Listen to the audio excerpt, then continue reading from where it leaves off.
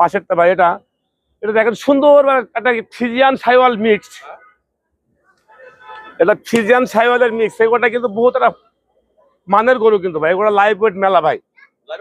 এগুলোটা 860 KG live weight আছে। 860 KG আছে ভাই। আচ্ছা, দাম কত চাচ্ছেন এটা?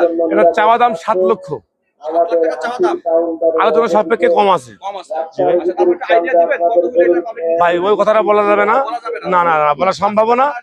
পাবলিক আসবে, সরজমিনে দেখে শুনে আমার সাথে আলোচনা সাপেক্ষে নিতে পারবে। এই যে আপনি যে গরুটা নিয়ে আসছেন, কয়টা গরু নিয়ে আসছেন বললেন?